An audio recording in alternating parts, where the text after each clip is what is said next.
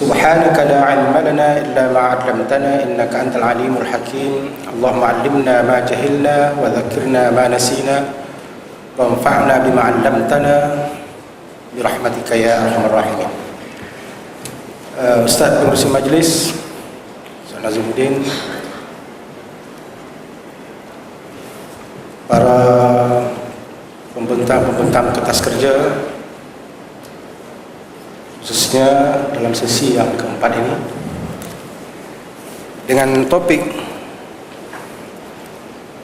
berpegang kepada kesan-kesan berpegang kepada dengan Al-Quran dan As-Sunnah dalam masalah fiqh dan usulnya. Mudah-mudahan waktu yang akhir-akhir ini saya pada mulanya risau juga, takutnya kalau kita tengok di biasa seminar-seminar, kalau dah masa seperti ini jemaah kosong ataupun berkurangan, tetapi kali ini kita tengok lain daripada yang lain, masih lagi tak berganjak, masih lagi penuh. Alhamdulillah, ini sebagaimana yang dikatakan tadi, sebab kecintaan kita ada kepada Islam, maka hendaklah kita sudah tentu akan lebih suka mendengar dan menghayati apa yang disampaikan berkaitan agama kita. Sebab orang yang kalau sayang pada sesuatu, dia suka cakap tentang sesuatu yang disayanginya. Kalau orang sayang, minat bab memancing, dia akan bercakap bab memancing itu sampai pagi pun tak apa. Jadi alhamdulillah tuan-tuan minat dengan agama, seronok dengan mendengar agama. Tanpa panjang lagi tuan, sebab saya yakin bagi peserta-peserta yang tak dapat keringanan untuk solat jamaah, sudah tentulah gelisah ya, waktu asar. Tetapi bagi kami yang dapat permit tu tak risau dah sembahyang dah. Jadi untuk mengelakkan itu, saya dengan segera memulakan kertas kerja pertama yang akan dibentangkan oleh Ustaz Abdul Basit bin Abdul Rahman, yang mana beliau ini tuan-tuan mendapat pendidikan daripada sarjana muda, magister atau MA dan PhD daripada Universiti Islam Madinah. Tuan-tuan boleh bayangkanlah, Madinah ini bukan senang bagi orang ambil master pun payah. Dia sampai kepada PhD ya, di Madinah. Dan yang kedua, dan sekarang dia bertugas di Kolej Sultan Ismail Petra Kelantan atau KIAS. Dan yang kedua, untuk supaya nanti tak payah lagi nak perkenalkan, beliau berasal daripada Aljazair, yaitu yang bernama Dr. Sufyan Umar Barqiyah, yang mendapat pendidikan awal daripada Madinah, kemudian magister dan PhD-nya di UIA, Universiti Islam Antarabangsa Malaysia. Tanpa melengahkan masa, dan sekarang bertugas di UIA sebagai pensyarah dalam bahagian ekonomi ya. Tanpa meluangkan masa, kita jemput pembentang kertas kerja pertama, Ustaz Abdul Basit, dengan segala hormatnya dipersilakan.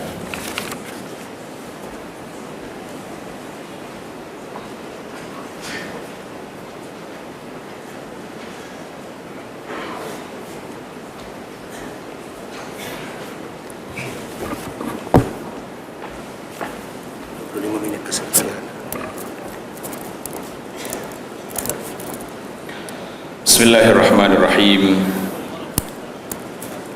Alhamdulillahi rabbil alamin. Wassalatu wassalamu ala rasulil amin, nabiyyina Muhammadin wa ala alihi wa sahbihi ajma'in.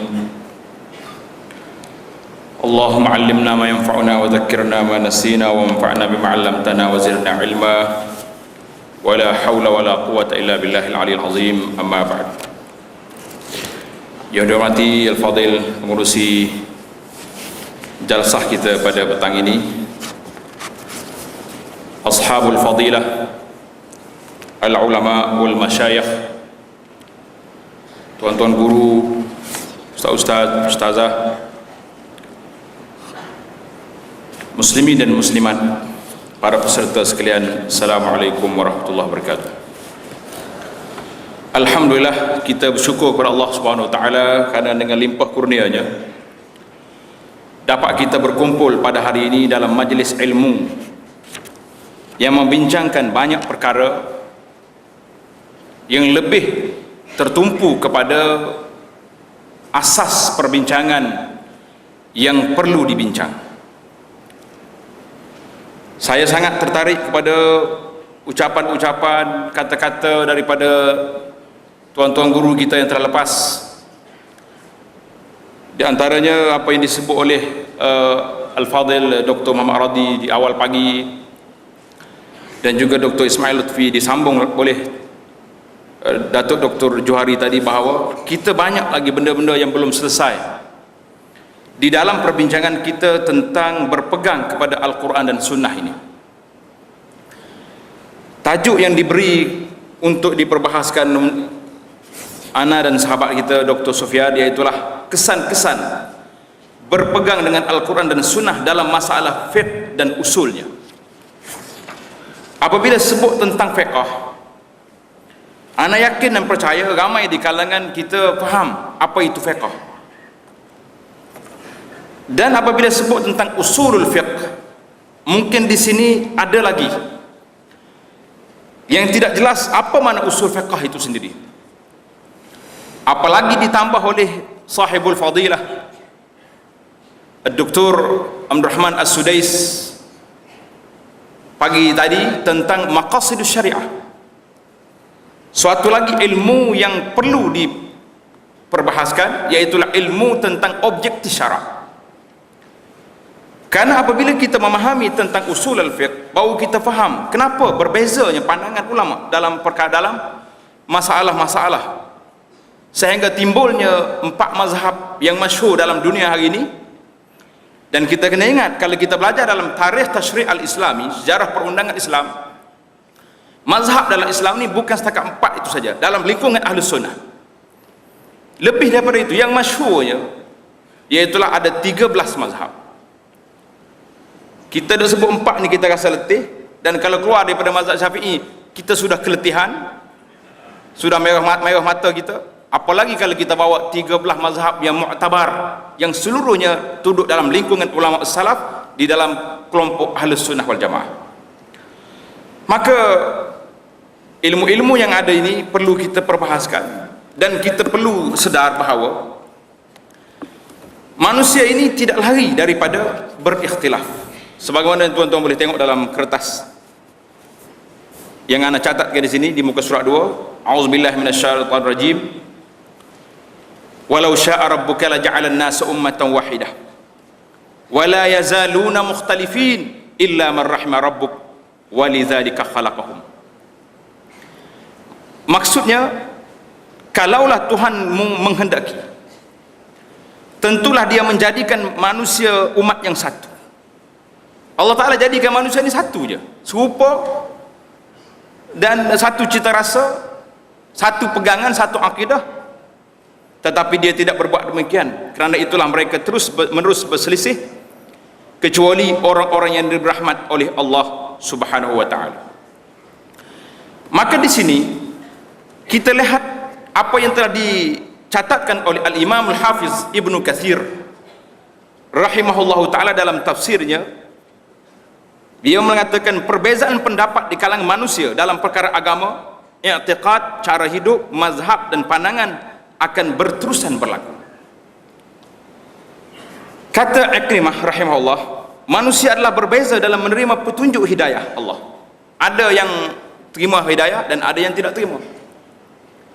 Al-Imam Al-Hasan Al-Basri rahimahullah ta'ala ketika menjelaskan ayat ini, perbezaan juga berlaku dalam menerima rezeki. Ada yang kaya dan ada yang miskin.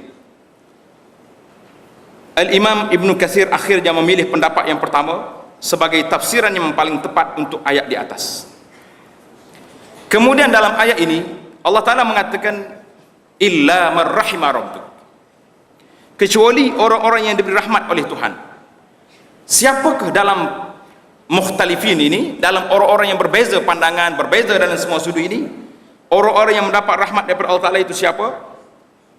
Iaitulah mereka yang diberi rahmat dari kalangan pengikut Rasul-Rasul alaihimussalatu wassalam, yaitu mereka yang berpegang dengan seluruh ajaran yang diperintah oleh Allah dan Rasulnya sallallahu alaihi wasallam. Maka inilah perbincangan kita pada hari ini, iaitulah tentang al-i'tisam bil kitab was sunnah. Karena ini orang yang berpegang dengan dua asas ini termasuk di kalangan orang man rahima rabbuk, orang-orang yang mendapat rahmat daripada Tuhan. Al-Imam Qatadah, seorang ulama tafsir, mengatakan orang yang mendapat rahmat itu iaitulah ahlul jamaah. Ahlul jamaah, orang yang ikut jamaah yang telah diajar oleh Nabi sallallahu alaihi wasallam dan para sahabat, walaupun tempat dan kedudukan mereka berjauhan dan berbeza. Ahlu maksiat pula ialah ahlu al-furqah, tukar daripada I kepada U. Ahlul furqah maknanya orang-orang yang berpecah. Walaupun tempat dan kedudukan mereka sama, tetapi pegangan mereka, i'tiqad mereka tidak sama. Maka di sini kalau kita lihat penjelasan daripada ayat ini menunjukkan kepada kita bahawa manusia ini akan terus berikhtilaf. Karena itu kita lihat para ulama ketika membahaskan tentang ikhtilaf ini, mereka telah membagikan ikhtilaf itu ada beberapa kategori. Dalam muka surat 7 pembahagian ikhtilaf ada al-khilaf al-maqbul. Saya tak nak bahas dari sudut perbezaan di antara ikhtilaf dan khilaf, kerana sebahagian kata khilaf itu dilarang, ikhtilaf itu tidak apa, tapi kesimpulan yang dibuat oleh fuqaha boleh diguna dua-dua pakai. Al-khilaf maqbul, perbezaan pandangan yang diterima, yang disebut sebagai ikhtilafut tanawwu', perbezaan yang pelbagai. Yang dibuat contoh di sini seperti dalam bab haji. Bila kita pergi ke Mekah, haji disebut dengan ada 3 jenis. Kita boleh buat cara ifrad, cara qiran dan cara tamattu'. Jadi ketiga-tiganya boleh dipilih dan masih dalam lingkungan yang dibenarkan. Itu contoh. Kemudian al-khilaful mazmum, khilaf yang dicela, iaitulah khilaf ini berpunca daripada 4 sebab. Yang pertama sebab kejahilan, kezaliman dan penderhakaan, mengikut hawa nafsu, menyalahi manhaj nabawi dan penerimaan hukum syarak dan cara mengamalkannya. Itu khilaf yang kedua, ini memang kena hapuskan. Kemudian al-khilafus sa'iq, khilaf yang ketiga, iaitulah khilaf yang harus dan dapat diterima. Apa jenis ini? Khilaf ini ialah perbezaan yang berlaku di kalangan ulama mujtahidin dalam masalah ijtihadiyah. Jadi kita kena lihat khilaf ini ada dalam, bila kita sebut tentang khilaf, kita kena tahu ulama boleh berikhtilaf dalam masalah ijtihad, tapi dalam masalah yang sudah ada nas yang qat'i tidak ada ikhtilaf. Nas yang qat'i contoh di sini tentang apa ni, fardu salat. Allah Ta'ala kata salat wajib. Bila ada kata tak wajib, maka kita tak payah bahas lagi. Bila Al-Quran sebut tentang haram, dalam Al-Quran tersebut haram arak, haram judi, haram benda yang haram itu, maka pada waktu itu tidak ada khilaf lagi di situ. Kalau lagi ada orang yang baru sedar daripada mimpi, dia kata dia tak jumpa dalam Quran haram arak, haram judi contohnya, maka orang ini boleh dianggap sebagai orang yang bermimpi di siang hari, kerana sudah jelas. Jadi cuma apa benda yang boleh ikhtilaf dalam masalah ini? Nak menentukan jenis-jenis pengharaman tersebut, maka berlakulah sedikit perbincangan di kalangan para ulama. Maka khilaf ini ialah perbezaan yang berlaku di kalangan ulama mujtahidin dalam masalah ijtihad, iaitulah masalah yang tidak terdapat nas qat'i. Namun demikian, khilaf ini dapat diterima dengan syarat-syarat berikut. Ini telah digariskan oleh ulama. Yang pertama, hendaklah khilaf itu berlaku di kalangan ulama. Hari ini kalau tuan-tuan perhati, muslimin dan muslimat, apabila ada satu-satu perkara yang nak dibahaskan yang agak menyedihkan kita, satu fenomena dalam negara, dalam masyarakat kita, dia bukan bincang di kalangan sama ulama, tapi dia tanya orang. Contohnya bila nak kita nak haramkan satu-satu benda, ada penentangan daripada mana-mana pihak tentang satu-satu permainan ke satu apa, televisyen, TV, radio, pergi tanya orang tepi jalan, apa pandangan awak tentang ini? Ada ulama tak setuju benda ni? Oi, tak logik ini, rigid sangat ini, menyekat kebebasan. Dia pergi tanya orang awam. Yang kita boleh ikhtilaf bukan dengan orang masyarakat awam. Kalau tanya semua orang ni punah habis dunia hari ni. Yang boleh berikhtilaf dalam masalah hukum iaitulah para ulama. Para ulama akan berlaku yang ada kelayakan dalam agama. Yang kedua adalah ijtihad dan khilaf mereka itu dalam masalah far'iyah yang tidak ada dalil qat'i yang berhubung dengannya. Maka yang ketiga, hendaklah tujuan masing-masing untuk mencapai kebenaran yang betul, bukan nak menegakkan kedudukan. Yang keempat, setiap orang faqih itu telah mencurahkan seluruh tenaganya bagi mencapai kebenaran.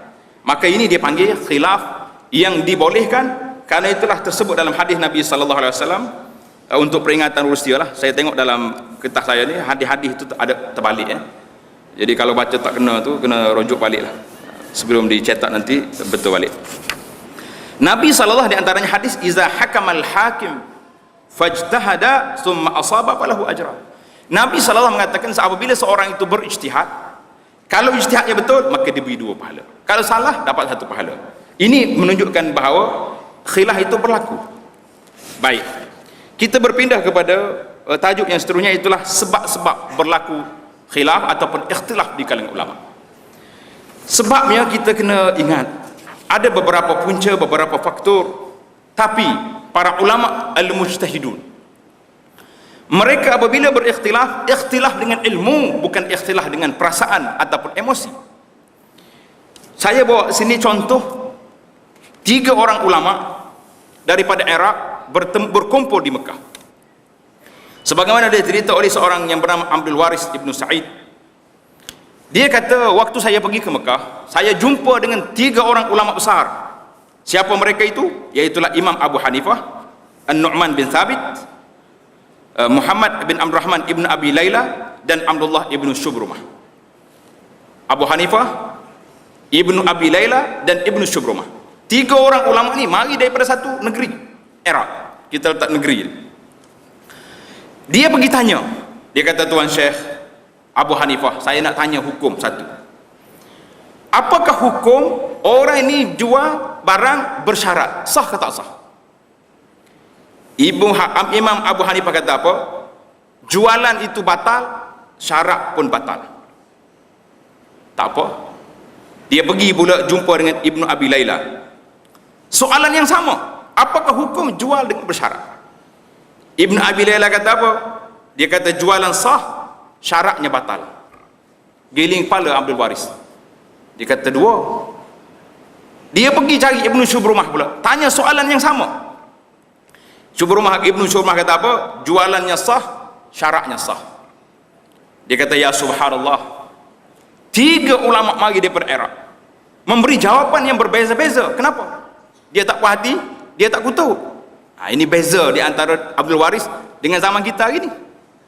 Zaman kita hari ni, kalau tanya Abu Anas kata tak boleh. Dia pergi tanya orang ustaz lain pula kata boleh. Oh, dia kata Abu Anas tak betul tu. Dia bagi selalu dia hak betul. Itu jadi masalah. Ataupun dia mari itu hukum dah ada dalam kepala dia. Dia bukan mari nak tanya, dia belajar dengan malaikat.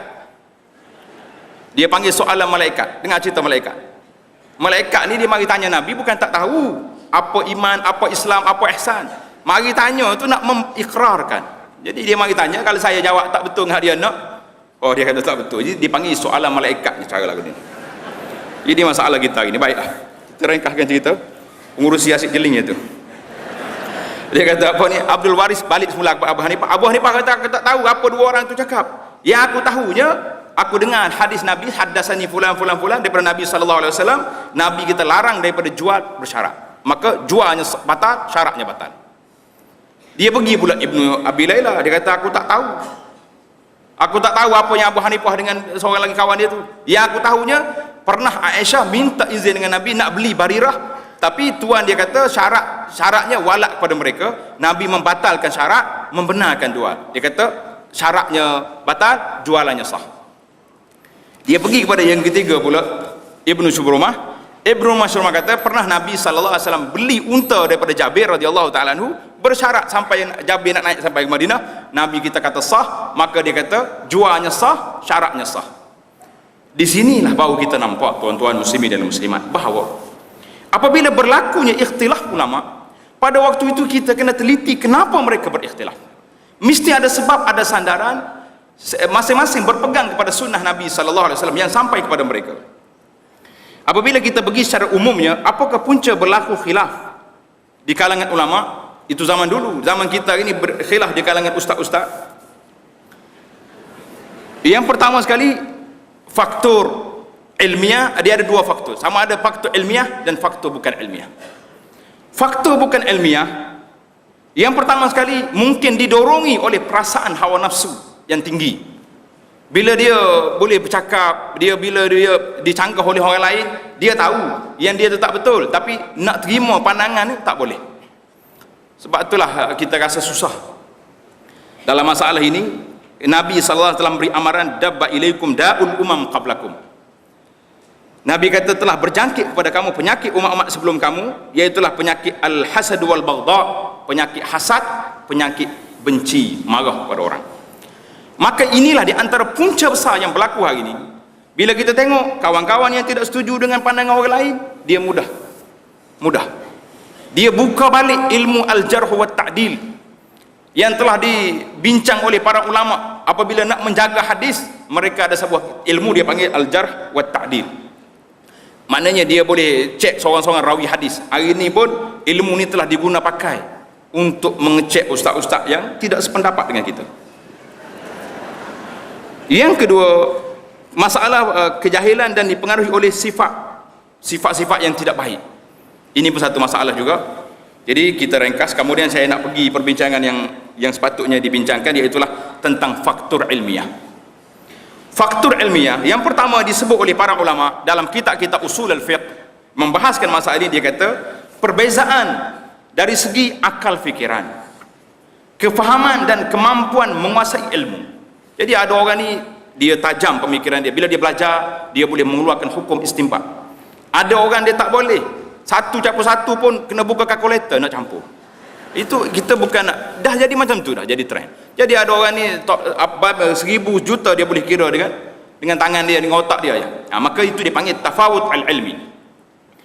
Kita tak usah kata apalah, kita banding dengan kawan-kawan kita, anak-anak kita sendiri pun. Seorang tak ada 10 orang anak, ayah dia cerdik, maknya cerdik, makanan cukup, susu pagi dia tak bagi dah. Tapi ada yang SPM-nya dapat 10, dapat 20, ada yang SPM-nya kena ulang 2 kali. Itu menunjukkan bahawa manusia ini telah ditentukan tafawut al-idrakul al-fahm. Yang kedua yang besarnya bagi ana lah, iaitulah perbezaan penguasaan ilmu dan masdarut talaqqi, sumber tempat menerima ilmu. Ini sangat sangat penting, kerana kesan seorang itu akan turun kepada orang ini bila mereka menimba ilmu di satu-satu tempat yang mereka diajar supaya tidak keluar daripada garisan ini. Kalau keluar, makna kamu bukan lagi daripada kelompok orang-orang yang betul, orang yang benar. Maka inilah menjadi satu benda yang penting. Apabila kita nak belajar, kita nak baca buku, kita nak talaqi, nak mencari ilmu ni, biarlah daripada sumber-sumber yang betul, yang tepat. Kerana manusia tak boleh lari. Kita ni akan ada perasaan kita menghormati guru, itu satu kebaikan. Kalau tak hormat guru itu tak baik. Tapi menghormati guru jangan sampai peringkat takdis. Jadi saya tengok apa yang disebut dalam Sat Khabar ini pun, kita masih lagi hari ini berkisah kepada imam kita Syekh Sudais hafizahullah taala. Jadi katanya laporan yang ditulis, apa yang insiden yang berlaku di semalam lepas sembahyang Jumaat itu, gara-gara mengambil berkat. Dia tak tahu siapa dah. Sedangkan orang-orang yang mari daripada Mekah, daripada Madinah, daripada Arab Saudi ini khususnya, sudah dicop dengan dia punya tanda-tanda tertentu. Tapi kenapa bila Imam Sudais mari, orang serbu dia lebih daripada apa benda lah. Kalau kita biar Sudais, saya ingat mati dekat masjid wilayah semalam dah. Alhamdulillah Allah Ta'ala selamatkan dia. Hasil daripada berkat. Masa tak cukup, kalau tidak saya cerita zaman dulu berlaku di antara dua orang syekh. Biasalah kalau kita belajar dalam fiqh Syafi'i ini, Ibnu Hajar dengan Ramli pun Dia ada khilaf dua tu sampai ulama kita boleh terima sah tak sah nah dalam bab salat dua orang ni. Jadi ada tok guru ni, bila dia tengok orang ni tok guru seorang lagi mendapat sambutan yang hebat, dia kata macam mana aku nak lawan orang ni. Dia pergi dalam ceramah dia, dalam kuliah dia pergi tahu tok guru seorang lagi tu memang hebat, anak murid dia ramai, berkat dia kuat. Dia di manakah tempat yang paling berkat sekali di tok guru, tempat tubuh tok guru ni? Dia kata di janggut dia. Nak ambil orang lain payah dia pakai serban kata dulu.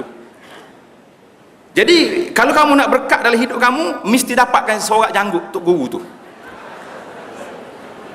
Allah, tuan-tuan boleh bayangkan apa jadi tok guru tu hari tu. Orang pergi duduk, dia kata tok guru dia pelik lah. Biasanya kalau dia nak kuliah ni kena panggil orang duduk dekat-dekat. Hari ni memang penuh dekat dia. Duk tunggu habis mengajar wassallallahu alaihi wasallam Muhammad tu terus. Lepas dia mengajar, semua serbu nak ambil dan dapatkan janggut tok guru sorak. Ini dia panggil cerita orang zaman dulu memang kadang-kadang memberi juga cerita kepada kita. Jadi masdarut talaqi, sumber tempat pengajian itu sendiri memberi kesan kepada berlakunya ikhtilaf di kalangan para ulama dan juga dalam masyarakat hari ini. Kemudian disebut lagi tentang penguasaan bahasa Arab.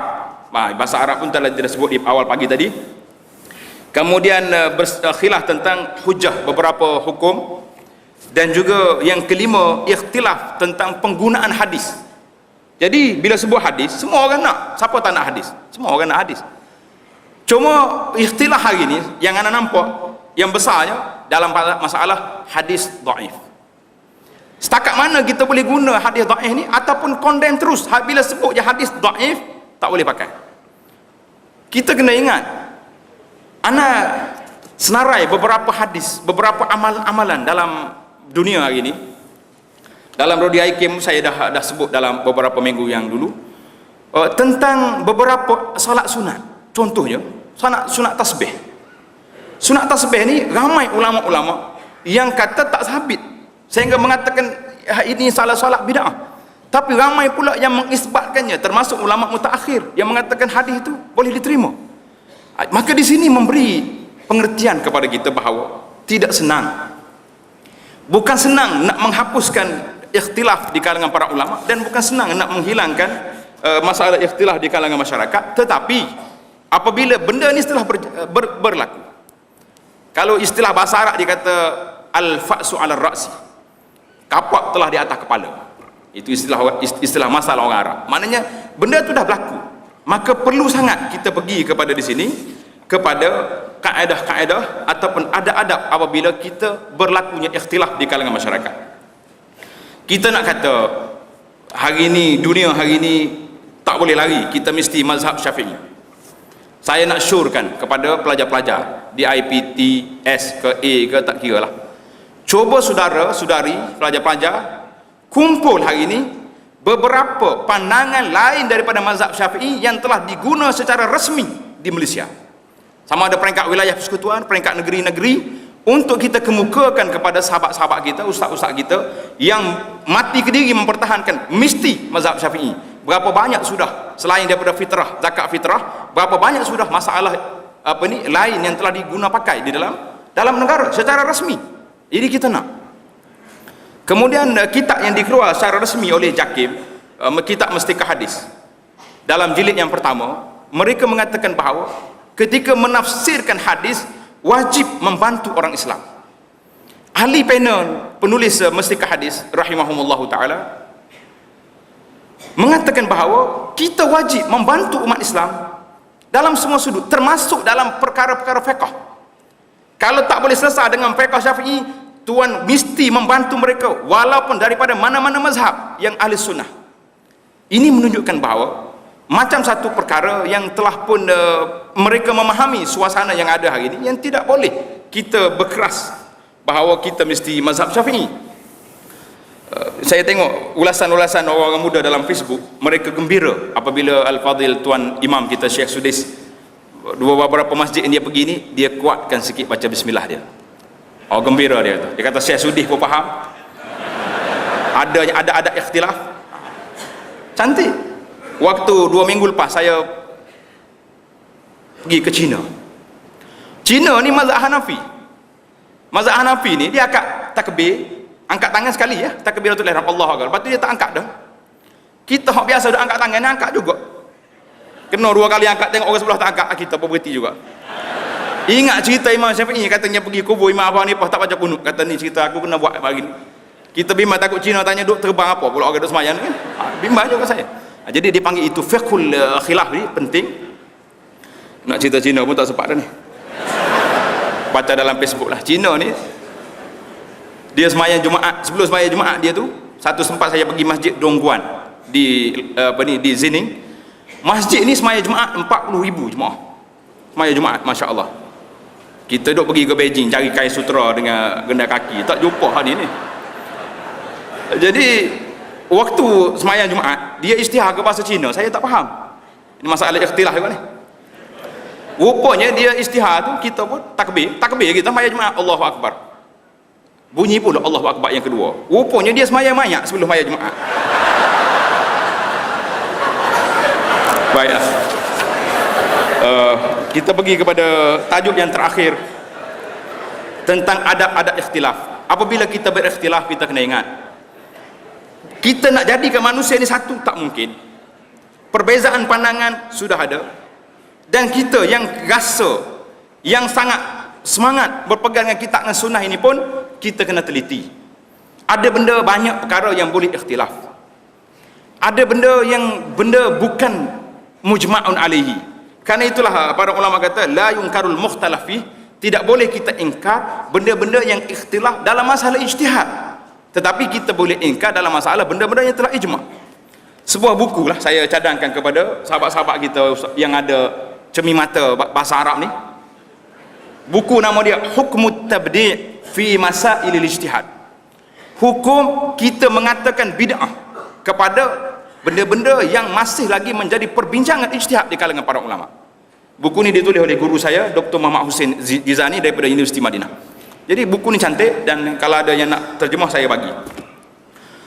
Dan banyak lagi buku-buku yang ditulis oleh Dr. Muhammad Hussein Jizani ni hafizahullah taala, di antaranya Ma'rifatu Usulul Bidah. Kita nak tahu benda ni bid'ah ke tidak. Dalam masalah ini, masalah ijtihad, bila kita berbeza pandangan dengan kita dengan dua orang ni, kita nak kata dia ni ahlul bid'ah ke macam mana? Jadi ada adab di sini yang paling penting sekali. Saya garis di sini beberapa perkara. Yang pertama sekali, setiap orang mestilah bersihkan diri dia daripada sifat ta'assub. Kadang-kadang kita marah orang ta'assub pada mazhab. Baik. Balik-balik kita pula ta'assub pada tok syekh kita. Jadi ta'assub kepada ta'assub tak kena. Itu yang pertama. Seolah-olah kita satu cerita ni cerita sungguh. Waktu saya di Mekah, ada kawan mari jumpa saya, dia kata ustaz pergi haji. Alhamdulillah pergi haji. Haji ustaz ni ikut sunnah ke? Saya terkejut. Kenapa kata? Saya bertawaf ikut belakang ke? Dia kata tak. Habis apa dia ikut sunnah tu? Jadi kadang-kadang kita mengangkat satu benda yang seolah-olah orang yang terlepas satu sunnah, tak pergi mabit di bermalam di Mina pada hari tarawih tu tidak sunnah. Jadi terlalu borosnya kita mengguna perkataan yang menunjukkan benda tu masih lagi dalam skop yang kita boleh kata haji ni ikut sunnah, cuma terlepas satu sunnah, kan lebih lunak, lebih mesra dari sudut kata-kata. Ini banyak yang menggoriskan perasaan sahabat-sahabat kita. Kadang-kadang bahasa ikhtilaf kita tu, bahasa ikhtilaf yang kita guna tu, orang ni pokok sunnah, ni pokok tak ikut sunnah. Habis dia ikut siapa? Dia semayang juga, dia cuma mungkin ada sedikit perbezaan dari sudut pergerakan, dari sudut apa. Jadi biarlah dalam masalah ikhtilaf, masalah yang penting, tuan-tuan boleh baca dalam kertas saya ni. Saya pun tak nak terima amaran lebih daripada sekali. Jadi mudah-mudahan Allah SWT beri kepada kita dengan perhimpunan kita, dengan coretan catatan yang saya buat ringkas ini, dapat kita sama-sama baca. Cerita menarik di China tu saya harap tuan-tuan bacalah dalam website saya, ada tulis di muka surat 21 tu, abuanasmadani.com. Kita jumpa di sana insya-Allah. Sekian aku qauli hadza wa astaghfirullah li wa lakum. Wassalamualaikum warahmatullahi wabarakatuh.